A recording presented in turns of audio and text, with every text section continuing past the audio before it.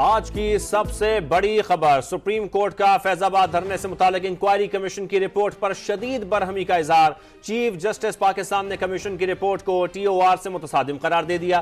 کہا لگتا ہے انکوائری کمیشن کا مینڈیٹ ہی فیض حمید کو بری کرنا تھا۔ سوال اٹھائے کہ ابصار عالم سے حلفیہ بیان لیا، اگر فیض حمید کو بھی ساتھ بٹھا لیتے تو نتیجہ لکھ سکتے تھے۔ جسٹس قاضی فائز عیسیٰ نے استفسار کیا کہ آؤٹ آف دا وے جا کر اس جنٹلمین کو بری کیوں کیا جا رہا ہے؟ عدالت ٹی ایل پی کی طرف سے بھی کسی کا بیان ریکارڈ نہ کرنے پر برہم۔ چیف جسٹس نے ریمارکس دیے کہ انکوائری کمیشن نے ہمارا وقت ضائع کیا، کوئی فائنڈنگ نہیں دی۔ کس بات کا خوف ہے؟ لگتا ہے ان کے ہاتھ کانپ رہے ہیں۔ کہا جاتا ہے آگے بڑھیں، آگے نہیں پیچھے سے سبق سیکھیں، اور جو سبق نہیں سیکھتے انہیں سکھایا جانا چاہیے۔ جسٹس قاضی فائز عیسیٰ کا کہنا تھا کہ 2019 کے فیصلے پر عمل کر لیا جاتا تو 9 مئی نہ ہوتا۔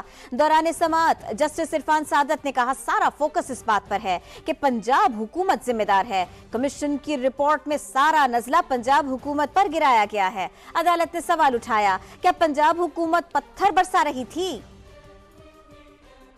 فیض کو کتنی دفعہ ذکر کیا اس رپورٹ میں نے ان کا کوئی نام کئی دفعہ پڑھا ہے، لگتا ہے بس ان کا ایک ہی مینڈیٹ تھا کہ ان کو ایگزونریٹ کرنا ہے۔ Why is he going out of the way to mention and then exonerate this gentleman؟ ہم نے تو کہیں لکھا ہی نہیں تھا جنرل فیض کا نام پورے ججمنٹ میں۔ یہ ابصار عالم جو چیئرمین پیمرا تھے ان کو ہم تصدیق نہیں کر سکتے ہیں کیونکہ جنرل فیض حمید نے اس کے برعکس بات کر لی ہے۔ انہوں نے دونوں کو آپس آمنے سامنے کھڑا کر دیا، وہ ان کی جرح کر لیتے، وہ ان کی جرح کر لیتے، پھر وہ کمیشن اپنے نتیجے پہ پہنچ جاتا۔ ٹی ایل پی کی طرف سے کسی کو بلایا انہوں نے یا نہیں؟ ایک امپورٹنٹ پارٹی ہے نا، ان کا موقف آنا تو لازمی تھا نا۔ یہ وقت ہمارا ضائع کیوں کیا یہ اس کمیشن نے؟ یہ تو کوئی فائنڈنگ دے ہی نہیں رہے، complete waste of time.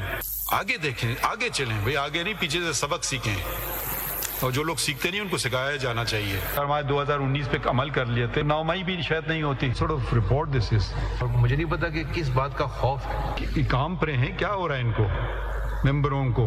Rally surprise at this level of officer, کون سے گریڈ کے تھے یہ لوگ؟ سمجھ نہیں آ رہی کیسی رپورٹ ہے یہ، what sort of language is this?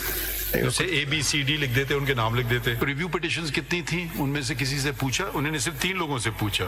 Inclusions اور ریکمنڈیشن سے معذرت کے ساتھ اردو میں ایک جملہ ہے نزلہ گرانا، وہ سارا نزلہ جو انہوں نے گرایا ہے نا وہ پنجاب سرکار کے اوپر گرایا ہے۔